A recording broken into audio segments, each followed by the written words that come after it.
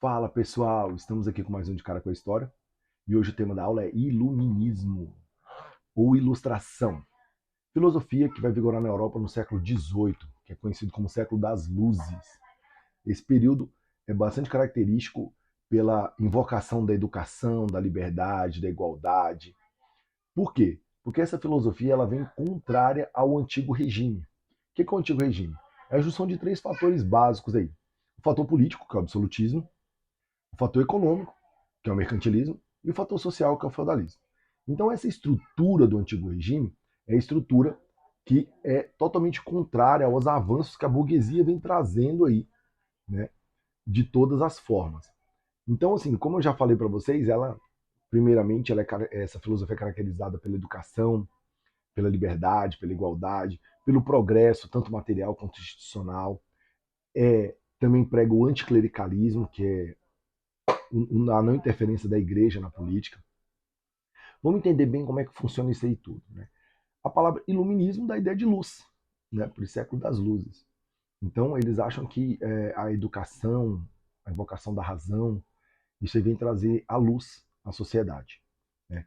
Combater o antigo regime é trazer a ideia de liberdade, né? Ideia legal, né? Liberdade para todos, né?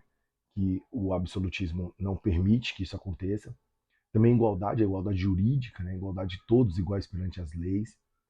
Também traz a ideia muito forte de ter um progresso, tanto material quanto institucional, né? Que todo mundo seja abarcado esse progresso.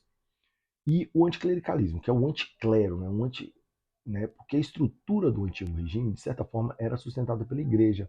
Então, tinha até uma frase típica da época que fala que para derrubar os tronos era necessário abalar os altares. Né? Então, por isso que eles utilizam esse termo anticlericalismo. Não é que eles eram contra a igreja, ou eles não acreditavam em Deus, ou não acreditavam em religião.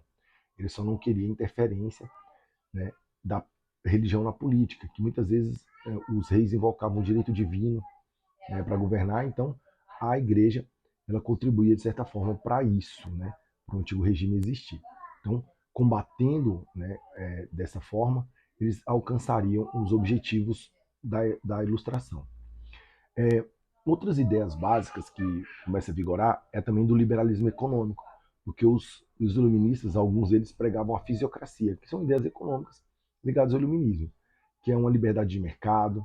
Eles acreditavam que a agricultura, por estar ligada às leis da natureza, né, chove muito, geada, praga, era a verdadeira fonte de economia. Olha aí, a ideia já ligada a combater o mercantilismo. A não intervenção do Estado na economia, que também é outra coisa que combate o mercantilismo intervencionista, já a fisiocracia pensada dessa forma traz a ideia do liberalismo, a não intervenção do Estado, o Estado não interfere na economia.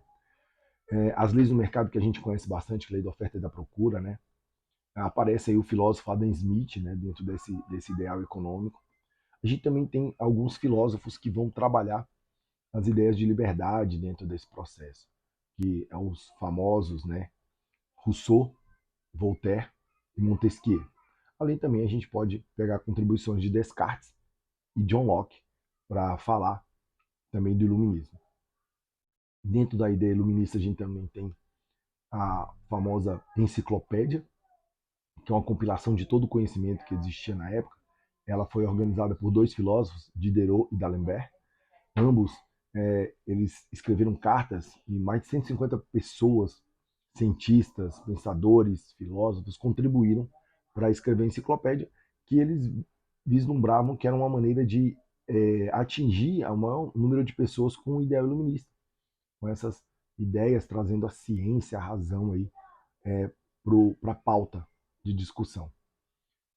Alguns monarcas, né, ficaram conhecidos como déspotas esclarecidos.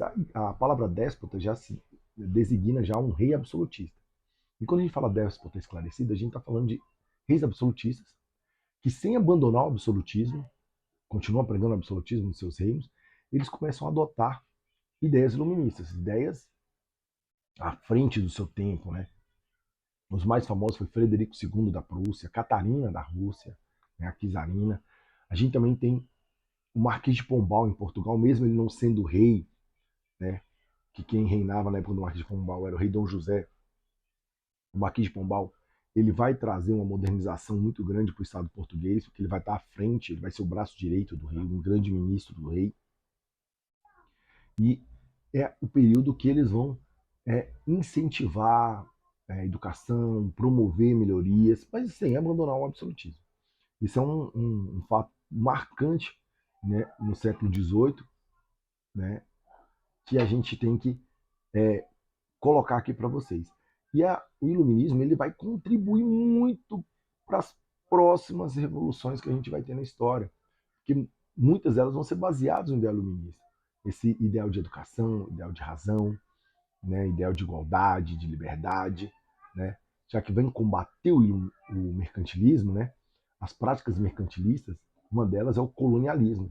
Então, assim, a gente vê também que aí as independências, né, estão ligadas aos ideais iluministas. Então é isso aí, pessoal.